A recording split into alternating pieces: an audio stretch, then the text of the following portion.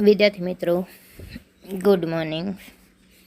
आज हम हिंदी का तीसरा प्रकरण क्या निराश हुआ जाए सीखेंगे। लेखक है हजारी प्रसाद द्विवेदी जी। आचार्य हजारी प्रसाद द्विवेदी का जन्म बलिया उत्तर प्रदेश जिले के दुबी के छपरा नामक गांव में हुआ था। पारंपरिक परंपरा अनुसार संस्कृत का अध्ययन शुरू करके उन्होंने हिंदू काशी विश्वविद्यालय से ज्योतिषाचार्य की परीक्षा उत्तीर्ण की। गुरुदेव रविंद्रनाथ के आश्रम में 1940 ईस्वी सन से 1950 तक हिंदी भवन के निर्देशक रहे। तत्पश्चात काशी हिंदू विश्वविद्यालय वाराणसी एवं पंजाब विश्वविद्यालय चंडीगढ़ में हिंदी विभाग के प्रोफेसर तथा अध्यक्ष पद पर कार्य किया। भारत सरकार ने उन्हें पद्म भूषण की उपाधि से सम्मानित किया। हिंदी साहित्य जगत में द्विवेदी जी एक निबंधकार, उपन्यासकार, समालोचक तथा शोधकर्ता, इतिहासकार के रूप में प्रचलित थे। अशोक के फूल, विचार प्रवाह, कूटज, कल्पलता आदि उनके निबंध संग्रह है। बाणभट्ट की आत्मकथा, पुनर्नवा, चारुचंद्र लेख, अनामदास का पौधा उपन्यास है तथा कबीर, सूरदास, हिंदी साहित्य का आदिकाल, साहित्य सहचर, हिंदी साहित्य उद्भव और विकास आदि आलोचना तथा इतिहास ग्रंथ है। प्रस्तुत गद्य का प्रकार है निबंध। प्रस्तुत निबंध में द्विवेदी जी ने हमें यह समझाया है कि तत्कालीन भारतीय समाज में व्याप्त अनाचार केवल बाहरी स्तर पर है। वास्तव में आज भी लोगों में मानवीय मूल्यों के प्रति आस्था कायम है। अपने जीवन में घटित कुछ घटनाओं के द्वारा बताया है कि हमें निराश नहीं होना चाहिए, अपितु हमें जीवन के प्रति आस्थावान बने रहना चाहिए।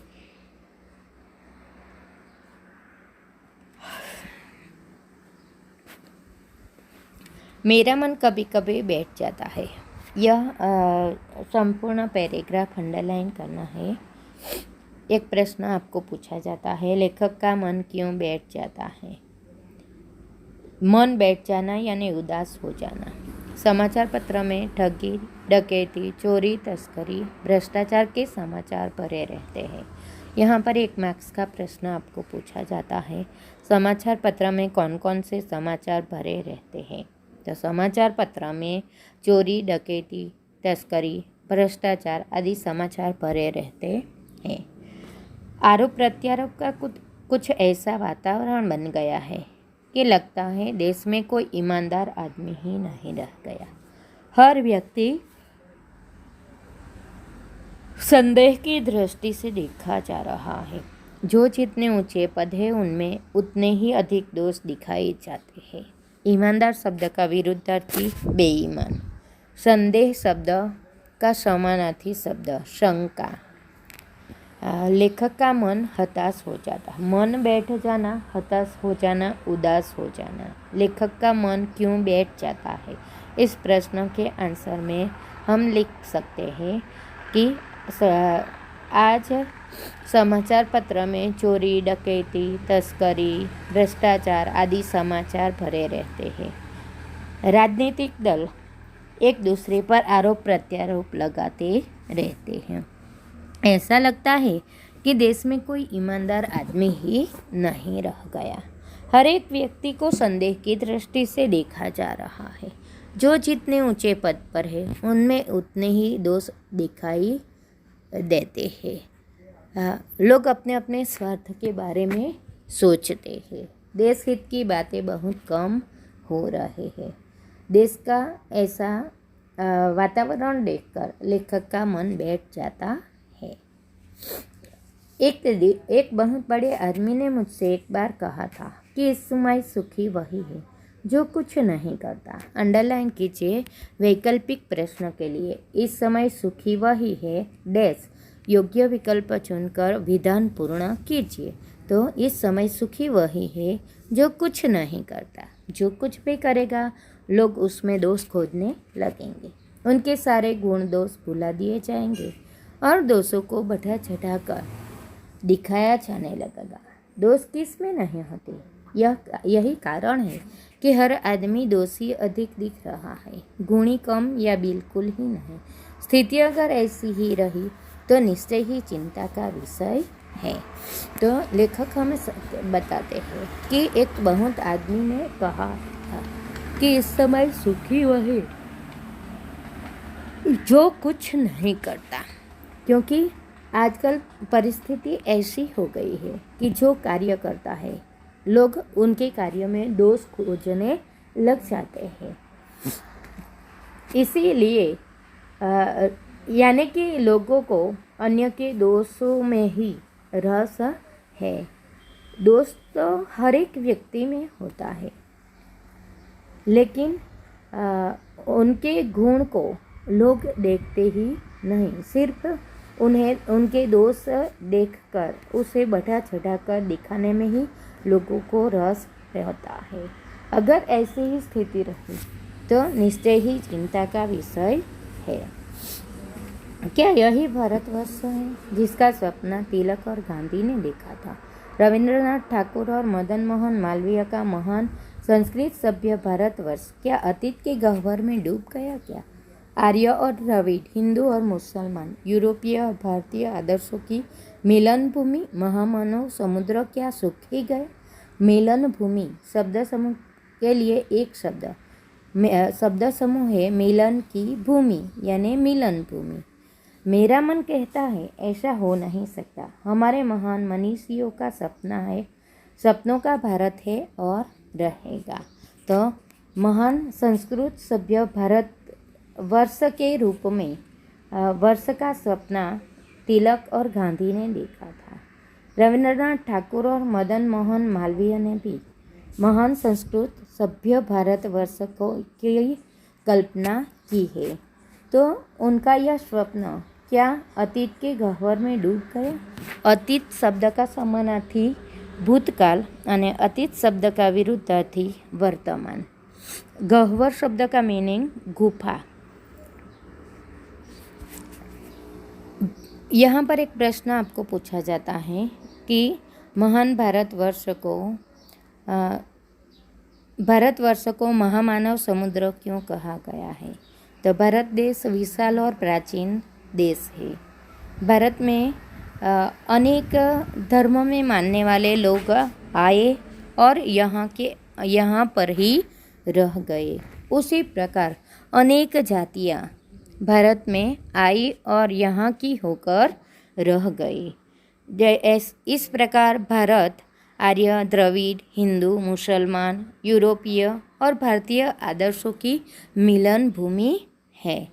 भारत में अनेक धर्म के लोग आए, उन्होंने अपनी संस्कृति, सभी लोगों ने अपनी सभी संस्कृति एक दूसरे के साथ हिल मिल गई। भारतीय सभ्यता संस्कार में अनेक विदेशी संस्कृतियाँ का प्रभाव भी दिखाई देता है। इस प्रकार भारतवर्ष महामानव समुद्र कहा जाता है। क्या यह सही है कि इन दिनों कुछ ऐसा माहौल बना है कि ईमानदारी से मेहनत करके जीविका चलाने वाले निरीह और भोले भाले श्रमजीवी पीस रहे हैं और झूठ और फरेब का रोजगार करने वाले फल फूल रहे हैं? फलना फूलना मुहावरे का अर्थ समृद्ध होना, विकसित होना। અને निरी शब्द का मीनिंग निरी शब्द का मीनिंग होता है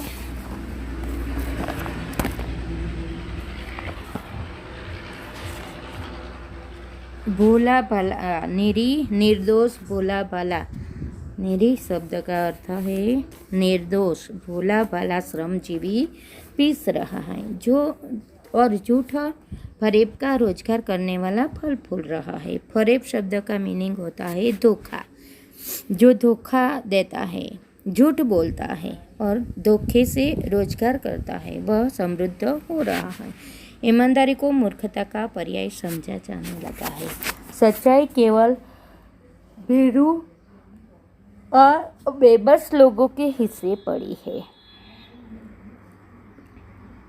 ऐसी स्थिति में जीवन के महान मूल्यों के बारे में लोगों की आस्था ही हिलने लगी है। तो यहाँ पर एक प्रश्न पूछा जाता है कि लोगों के महान मूल्यों के बारे में आस्था क्यों हिलने लगी है। तो आजकल ऐसा माहौल बना है कि ईमानदारी से मेहनत करके जीविका चलाने वाला भोला भाला श्रमजीवी पीस रहा है। झूठ और फरेब का रोजगार करने वाला फल फूल रहा है। ईमानदारी को मूर्खता का पर्याय समझा जाने लगा है। सच्चाई केवल भीरू और बेबस लोगों के हिस्से पड़ी है। संसार की ऐसी स्थिति देखकर लोगों के जीवन के महान मूल्यों के बारे में लोगों की आस्था हिलने लगी है। परंतु ऊपर ऊपर जो कुछ दिखाई दे रहा है वह केवल हाल की मनुष्य निर्मित त्रुटियों की देन है। सदा मनुष्य बुद्धि नई परिस्थितियों का सामना करने के लिए नए सामाजिक विधि निषेधों को बनाती है।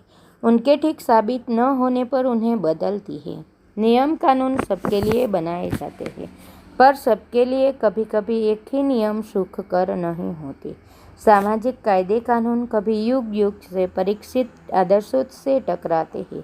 इससे ऊपरी सतह आलोड़ित भी होती है। पहले भी हुआ है, आगे भी होगा, उसे देखकर हताश हो जाना ठीक नहीं है। तो कवि हमें हताश नहीं होने के लिए समझाते हैं कि यह जो भ्रष्टाचार दिखाई देता है वह केवल बाहरी स्तर पर है। मनुष्य निर्मित नीतियों की त्रुटि यानी गलती, भूल। मनुष्य निर्मित शब्द के लिए शब्द समूह है। मनुष्य द्वारा बनाई गई नीति नियमों की गलती के कारण आज यह सब हो रहा है। मनुष्य बुद्धि नई परिस्थिति का सामना करने के लिए नए सामाजिक विधि नियम बनाते हैं। उनके ठीक साबित न होने पर उसे बदलती है। नियम कानून सबके लिए बनाए जाते हैं, लेकिन सबके लिए यह नियम कानून सुख कर नहीं होते। सुख देने वाला सुख कर अथवा तो सुखद सामाजिक कायदे कानून युग बदलता है, तभी तभी उन नियम के आदर्श भी बदले जा रहे हैं। इससे ऊपरी सतह आलोड़ित भी होते हैं, लेकिन सब अपने अपने स्वार्थ के बारे में स्वार्थ पूरा करने का प्रयत्न करते हैं। देश के हित की बातें बहुत कम होती है। यह सब देखकर हताश नहीं होना चाहिए। भारतवर्ष ने कभी भी भौतिक वस्तुओं के संग्रह को अधिक महत्व नहीं दिया है। अंडरलाइन कीजिए, भारतवर्ष ने कभी भी भौतिक वस्तुओं के संग्रह को अधिक महत्व नहीं दिया। विशेषण बताइए, तो कैसी वस्तुओं के संग्रह को अधिक महत्व नहीं दिया?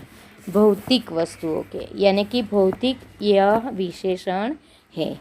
उनकी दृष्टि से मनुष्य के भीतर जो महान आंतरिक तत्व स्थिर भाव से बैठा है वही चरम और परम है।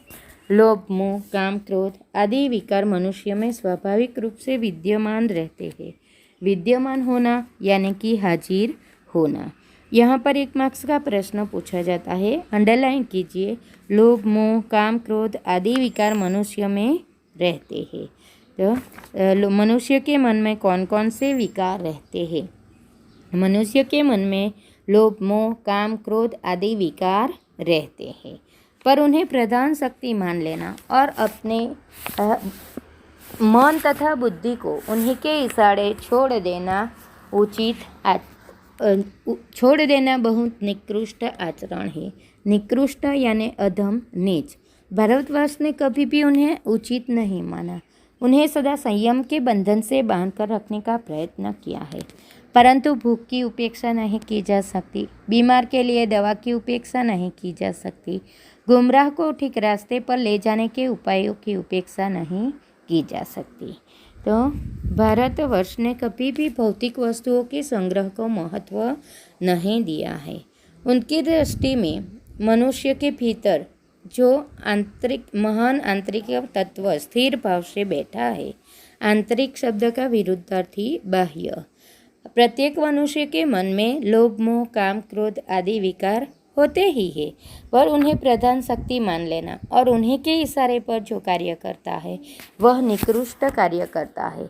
जो उसके संयम से के बंधन से बांध कर रखता है वह श्रेष्ठ आचरण कर सकता है, लेकिन भूख की उपेक्षा नहीं की जा सकती, दवा की उपेक्षा नहीं की जा सकती। गुमराह शब्द के लिए शब्द समूह रास्ता भूला हुआ। तो जो रास्ता भूल गया है उसे सही रास्ते पर लाने का प्रयत्न करना ही चाहिए। भूखे व्यक्ति को हमें सहायता करनी चाहिए। भूख के मारे मनुष्य गलत मार्ग पर चले जाते हैं।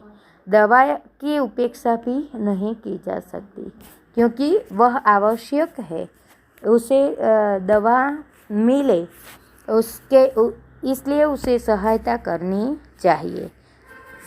हुआ यह है कि देश के कोटि कोटि दरिद्र जनों की हीन अवस्था को दूर करने के लिए ऐसे अनेक कायदे कानून बनाए गए हैं जो कृषि, उद्योग, वाणिज्य, शिक्षा, स्वास्थ्य की स्थिति को अधिक उन्नत और सुचारू बनाने के लक्ष्य से प्रेरित थे। परंतु जिन लोगों को इन कार्यों में लगना है उनका मन हर समय पवित्र नहीं होता। प्रायः वे ही लक्ष्य को भूल जाते हैं और अपनी ही सुख सुविधा की ओर ज़्यादा ध्यान लेने लगते हैं। व्यक्ति चित्त सब समय आदर्शों द्वारा चलित नहीं होता। जितने बड़े पैमाने पर इन क्षेत्रों में मनुष्य की उन्नति के विधान बनाए गए, उतने ही मात्रा में लोभ, मोह जैसे विकार भी विस्तृत होते गए। लक्ष्य की बात भूल गई, आदर्शों को मजाक का विषय बनाया गया और संयम को दक्यानुसी मान लिया गया। परिणाम जो होना था वह हो रहा है। यह कुछ थोड़े से लोगों के बढ़ते हुए लोभ का नतीजा है, परंतु इससे भारतवर्ष के पुराने आदर्श और भी अधिक स्पष्ट रूप से महान और उपयोगी दिखाई देने लगे हैं। तो सरकार ने देश के कोटि कोटि दरिद्र जनों की हीन अवस्था को सुधारने के लिए अनेक कायदे कानून बनाए हैं। कृषि, उद्योग, वाणिज्य, शिक्षा और स्वास्थ्य की स्थिति को उन्नत बनाने के लिए भी सरकार ने कई कायदे कानून बनाए हैं, लेकिन जो लोग उनमें लगे हुए हैं वह अपने अपने स्वार्थ के बारे में सोचते हैं। उनका मन हर समय पवित्र नहीं होता। वे अपना लक्ष्य भूल जाते हैं और जिसे इन कायदे कानून का लाभ मिलना चाहिए उसे यह लाभ प्राप्त नहीं होता। यह थोड़े बहुत लोगों के बढ़ते हुए लोभ का ही परिणाम है, परंतु सभी लोग ऐसे नहीं हैं। आजकल जो आदर्शों द्वारा चलित नहीं होता, जितने लोभ मोह के से दूर रहते हैं उसे मजाक का विषय बनाया जाता है और दक्यानुसी शब्द, दक्यानुसी यानी पुराना ख्याल वाला माना जाता है। लेकिन इससे भारतवर्ष के पुराने आदर्श और भी अधिक स्पष्ट रूप से दिखाई देता है। भारतवर्ष सदा कानून को धर्म के रूप में देखता आ रहा है। अंडरलाइन कीजिए, भारतवर्ष किसे धर्म के रूप में देखता है? तो भारतवर्ष सदैव कानून को धर्म के रूप में देखता है। आज एकाएक कानून और धर्म में अंतर कर दिया है। धर्म को धोखा नहीं दिया जा सकता, कानून को दिया जा सकता है। यही कारण है कि लोग धर्म भीरु हैं। वे कानून की त्रुटियों से लाभ उठाने में संकोच नहीं करते। धर्म भीरु शब्द के लिए शब्द समूह धर्म से डरने वाला। तो जो भारतवर्ष कानून को धर्म के रूप में देखता आ रहा है। वह धर्म को धोखा नहीं देता, कानून को धोखा देता है कि कानून की गलती के कारण उनकी त्रुटियों का लाभ उठाने में लोग संकोच नहीं करते। लोग धर्म से डरते हैं, इसीलिए धर्म को धोखा नहीं देते। इस बात के पर्याप्त प्रमाण खोजे जा सकते हैं कि समाज के ऊपरी वर्ग में चाहे जो भी होता रहा है, भीतर भीतर भारतवर्ष अब भी यह अनुभव कर रहा है कि धर्म कानून से बड़ी चीज़ है। यह लाइन अंडरलाइन कीजिए, कानून से बड़ी चीज़ क्या है? तो धर्म कानून से बड़ी चीज़ है। अब भी सेवा, ईमानदारी, सच्चाई, आध्यात्मिकता के मूल्य बने हुए हैं। वे दब अवश्य गए हैं, लेकिन नष्ट नहीं हुए। आज भी वह मनुष्य से प्रेम करता है, महिलाओं का सम्मान करता है, झूठ और चोरी को गलत समझता है, दूसरे को पीड़ा पहुंचाने को पाप समझता है। हर आदमी अपने व्यक्तिगत जीवन में इस बात का अनुभव करता है। समाचार पत्र में जो भ्रष्टाचार के प्रति इतना आक्रोश है, वह यही साबित करता है कि हम ऐसी चीज़ों को गलत समझते हैं और समाज से उन तत्वों की प्रतिष्ठा कम करना चाहते हैं जो गलत तरीके से धन और मान संग्रह करते हैं। इस बात की साबिती के लिए कोई प्रमाण खोजने की आवश्यकता नहीं है। समाज के ऊपरी वर्ग में चाहे कुछ भी हो रहा हो, लेकिन भीतर भीतर आज भी भारतवर्ष यह अनुभव कर रहा है कि धर्म कानून से बड़ी चीज़ है। तभी आज भी सेवा, ईमानदारी, सच्चाई और आध्यात्मिकता के मूल्य बने हुए हैं। आज भी लोग एक दूसरे से प्रेम करता है। आज भी मनुष्य महिलाओं का सम्मान करता है, झूठ और चोरी को गलत समझता है, दूसरे को पीड़ा पहुंचाने को पाप समझता है। ऐसा प्रत्येक व्यक्ति को कहीं न कहीं अनुभव होता ही रहता है। समाचार पत्र में भ्रष्टाचार के प्रति आक्रोश होता है। वही आक्रोश यह साबित करता है कि हम ऐसी चीज़ों को गलत समझते हैं और समाज से ऐसे तत्वों को दूर करना चाहते हैं।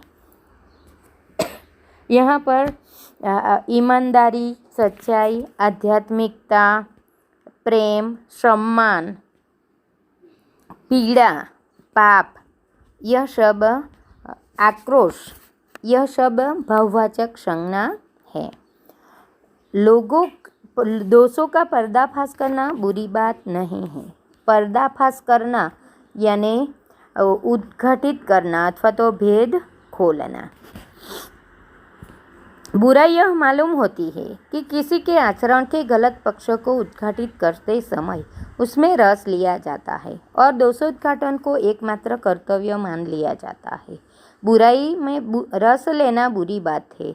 अच्छाई को उतना ही रस लेकर उजागर न करना और भी बुरी बात है। सैकड़ों घटनाएं ऐसी घटती है जिन्हें उजागर करने से लोक चित्त में अच्छाई के प्रति अच्छी भावना जगती है।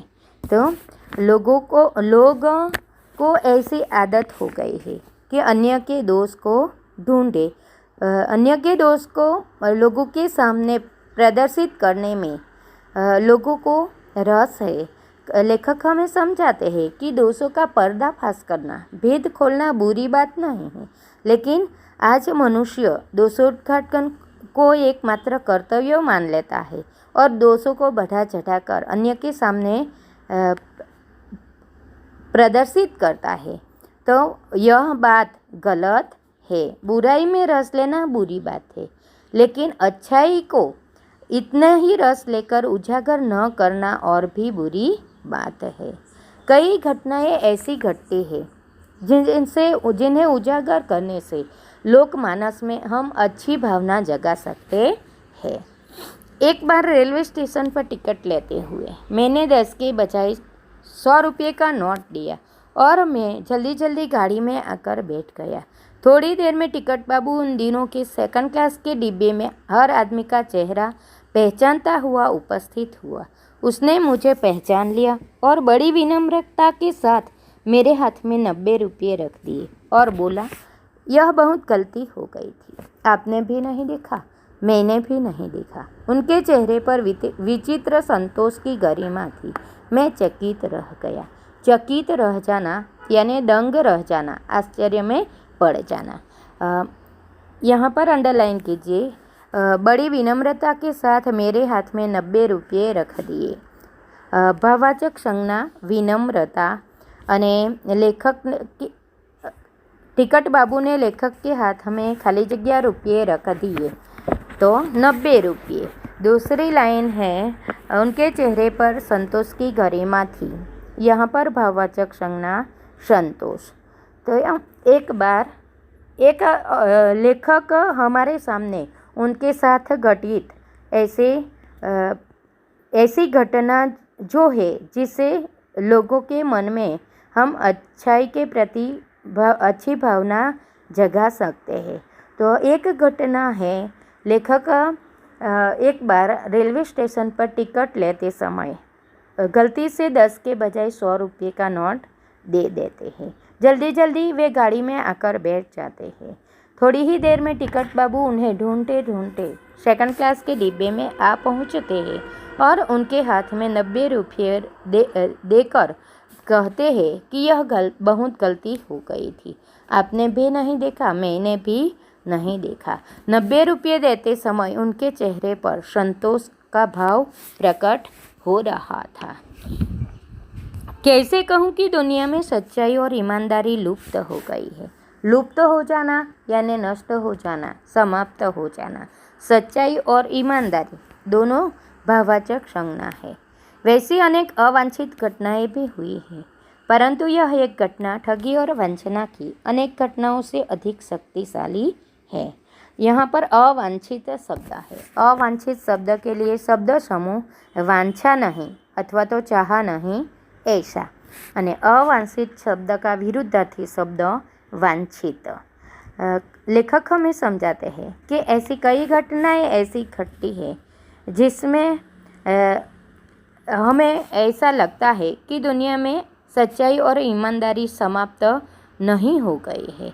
आज भी अनेक अवांछित घटनाएं घटती है, परंतु एक घटना ठगी और वंचना की अनेक ऐसी अवांछित घटनाओं से अधिक शक्तिशाली बन जाती है। लेखक के साथ घटित दूसरी घटना है। एक बार मैं बस यात्रा कर रहा था। मेरे साथ मेरी पत्नी और 3 बच्चे भी थे। बस में कुछ खराबी थी, रुक रुक कर चलती थी। गंतव्य से कोई 5 मील पहले ही एक निर्जन सुनसान स्थान में बस ने जवाब दे दिया। रात के कोई 10 बजे होंगे। बस में यात्री घबरा गए। कंडक्टर ऊपर गया और साइकिल लेकर चलता बना। लोगों को संदेह हो गया कि हमें धोखा दिया जा रहा है। एक बार लेखक सपरिवार बस यात्रा कर रहे थे। गंतव्य से 5 मील पहले ही बस बिगड़ जाती है। रात के कोई 10 बजे होंगे। बस में यात्री घबरा गए। अंडरलाइन कीजिए। कर्तृवाचक संज्ञा कौन सी है? तो कर्तृवाचक संज्ञा यात्री, यात्रा करने वाला। कंडक्टर बस के ऊपर से साइकिल लेकर चला गया। बस यात्रियों के मन में संदेह हो गया। संदेह शब्द भाववाचक संज्ञा के लिए कि हमें धोखा दिया जा रहा है। बस में बैठे लोगों ने तरह तरह की बातें शुरू कर दी। किसी ने कहा यहाँ डकैती होती है। 2 दिन पहले ही इस तरह एक बस को लूट लिया गया था।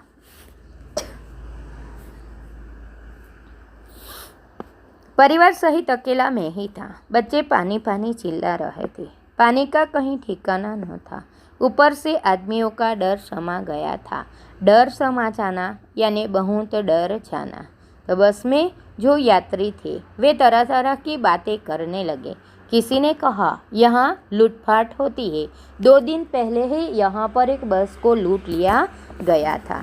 लेखक को भी डर था।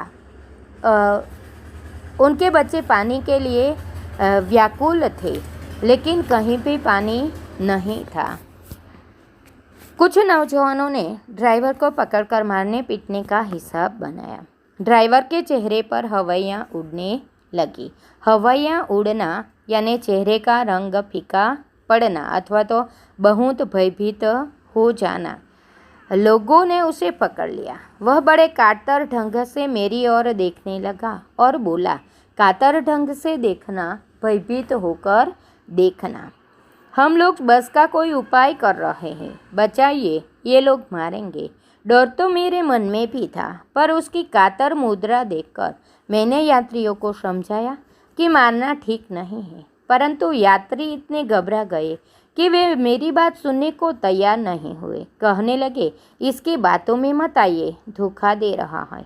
कंडक्टर को पहले ही डाकुओं के यहाँ भेज दिया है। बस में जो नौजवान थे, युवक थे, उन्होंने ड्राइवर को पकड़कर मारने का प्लान बनाया। ड्राइवर भयभीत हो गया। उसका चेहरा डर के मारे फीका पड़ गया। वह भयभीत होकर लेखक की ओर देखने लगा और कहने लगा कि हम लोग बस का कोई उपाय कर रहे हैं, मुझे बचाइए, ये लोग मुझे मारेंगे। लेकिन यात्री लेखक की बात सुनने के लिए तैयार ही नहीं थे। वे लेखक को कहने लगे कि तुम इसकी बातों में मत आइए, वह हमें धोखा दे रहा है। कंडक्टर को पहले ही उसने डाकुओं के पास भेज दिया है। मैं भी बहुत भयभीत था, पर ड्राइवर को किसी तरह मारपीट से बचाया। 1.5 घंटे बीत गए। मेरे बच्चे भोजन और पानी के लिए व्याकुल थे। मेरी और पत्नी की हालत बुरी थी। लोगों ने ड्राइवर को मारा तो नहीं, पर उसे बस से उतारकर एक जगह घेर कर रखा। कोई भी दुर्घटना होती है तो पहले ड्राइवर को समाप्त कर देना उसे उचित जान पड़ा। यह गिड़गिड़ाने का कोई विशेष असर नहीं हुआ। इसी समय क्या देखता हूँ कि एक खाली बस चली आ रही है और उस पर हमारा बस कंडक्टर भी बैठा हुआ है। उसने आते ही कहा, अड्डे से नई बस लाया हूँ, इस पर बैठिए, यह बस चलाने लायक नहीं है। फिर मेरे पास एक लोटे में पानी और थोड़ा दूध लेकर आया और बोला, पंडित जी, बच्चों का रोना मुझसे देखा नहीं गया, वहीं दूध मिल गया, थोड़ा लेता आया। यात्रियों में फिर जान आई। सबने उसे धन्यवाद दिया, ड्राइवर से माफ़ी मांगी और 12 बजे से पहले ही बस अड्डे पहुंच गए। लेखक भी बहुत डर गए थे, लेकिन किसी भी प्रकार से उन्होंने ड्राइवर को मारपीट से बचाया। 1.5 घंटा बीत गया। बच्चे भूख और तरस से व्याकुल हो गए। लोगों ने ड्राइवर को मारा तो नहीं, पर बस में से उतारकर घेर कर रखा ताकि अगर कोई दुर्घटना घटित हो तो ड्राइवर को मारने के लिए वे लोग तैयार थे। ड्राइवर की विनती का गिड़गिड़ाना यानी विनती करना, ड्राइवर के आजीजी का विनती का उन पर कोई असर नहीं पड़ा। उसी समय बस कंडक्टर नई बस लेकर वहां आ पहुंचा। सभी लोग नई बस में बैठकर 12 बजे से पहले ही बस अड्डे पहुंच गए। यात्रियों ने ड्राइवर और कंडक्टर को धन्यवाद दिया, ड्राइवर से माफ़ी मांगी। कैसे कहूँ कि मनुष्यता समाप्त हो गई। अंडरलाइन कीजिए, कैसे कहूँ कि मनुष्यता समाप्त हो गई। भाववाचक संज्ञा है मनुष्यता। कैसे कहूँ कि लोगों में दया माया रह ही नहीं गई। जीवन में न जाने कितनी ऐसी घटनाएं हुई है जिन्हें मैं भूल नहीं सकता। लेखक उनके साथ घटित 2 घटनाओं को हमारे सामने रखकर हमें यह समझाते हैं कि कैसे कहूँ कि मनुष्यता एकदम समाप्त हो गई है। लोगों में आज भी दया माया का भाव है। जीवन में कितनी ही ऐसी घटनाएं घटित होती है जो हमें हमेशा याद रहती है। ठगा भी गया हूँ, धोखा भी खाया है, परंतु बहुत कम स्थलों पर विश्वासघात नाम की चीज़ मिलती है। केवल उन्हीं बातों का हिसाब रखो जिनमें धोखा खाया है, तो जीवन कष्टकर हो जाएगा। यह विधान भी अंडरलाइन कीजिए वैकल्पिक प्रश्नों के लिए। केवल उन्हीं बातों का हिसाब रखो जिनमें धोखा खाया है, तो विधान पूर्ण कीजिए, तो जीवन कष्टकर हो जाएगा। परंतु ऐसी घटनाएं भी बहुत कम नहीं हैं जब लोगों ने अकारण सहायता की है, निराश मन को ढाढ़स दिया है। ढाढ़स देना यानी आश्वासन देना, हिम्मत बंधाई है। कविवर रविंद्रनाथ ठाकुर ने अपने एक प्रार्थना गीत में भगवान से प्रार्थना की थी कि संसार में केवल नुकसान ही उठाना पड़े, धोखा ही खाना पड़े। ऐसे अवसरों पर हे प्रभु, मुझे ऐसी शक्ति दो कि तुम्हारे ऊपर संदेह न करूं। यहाँ पर प्रश्न पूछा जाता है, कविवर रविंद्रनाथ ठाकुर ने अपने प्रार्थना गीत द्वारा भगवान से क्या प्रार्थना की? यह मोस्ट IMP प्रश्न है, बार बार पूछा गया है। तो कविवर रविंद्रनाथ ठाकुर ने अपने प्रार्थना गीत में भगवान से प्रार्थना की है कि संसार में केवल नुकसान ही उठाना पड़े, धोखा ही खाना पड़े। तो ऐसे अवसरों पर हे प्रभु, मुझे ऐसी शक्ति दो कि मैं तुम्हारे ऊपर संदेह न करूं। लेखक के साथ भी ठगाई भी हुई है, धोखा भी खाया है, लेकिन लेखक हमें यह समझाते हैं कि यह बाहरी स्तर पर फैले हुए भ्रष्टाचार है। आज भी भीतरी स्तर पर हमें ईमानदारी, सच्चाई, दया, माया आदि भाव दिखाई देते हैं। हम केवल उन्हीं बातों को याद रखेंगे जिसमें धोखा खाया है, तो हमारा जीवन कष्टमय हो जाएगा। कई ऐसी घटनाएं भी प्रत्येक मनुष्य के जीवन में घटित होती है, जिनमें लोगों ने अकारण ही हमें सहायता की है, हमारे निराश मन को आश्वस्त किया है और हमें हिम्मत दी है। कविवर रविंद्रनाथ ठाकुर ने भी अपने प्रार्थना गीत द्वारा यह प्रार्थना की है कि संसार में केवल नुकसान ही उठाना पड़े, धोखा ही खाना पड़े। तो ऐसे अवसरों पर हे प्रभु, मुझे ऐसी शक्ति दो कि मैं तुम्हारे ऊपर संदेह न करूं। यानी कि हमें हमेशा ईश्वर पर भरोसा रखना चाहिए, हमें कभी भी निराश नहीं होना चाहिए। मनुष्य की बनाई विधियाँ गलत नतीजे तक पहुँच रही है, तो उन्हें बदलना होगा। वस्तुतः आए दिन इन्हें बदला ही जा रहा है, लेकिन अब भी आशा की ज्योति बुझी नहीं है। महान भारतवर्ष को पाने की संभावना बनी रहेगी। मेरे मन निराश होने की ज़रूरत नहीं है। यह लाइन भी अंडरलाइन कीजिए, मेरे मन निराश होने की ज़रूरत नहीं। यहाँ पर भाववाचक संज्ञा है निराश।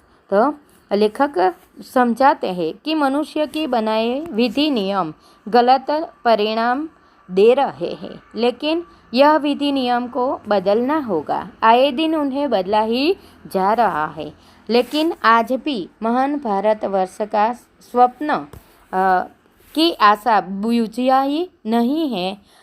महान भारतवर्ष को पाने की संभावना बनी हुई है और बनी ही रहेगी। हमें कभी भी निराश नहीं होना चाहिए। अब हम स्वाध्याय के प्रश्न देखेंगे। यहाँ पर आपको प्रश्न लिखना है।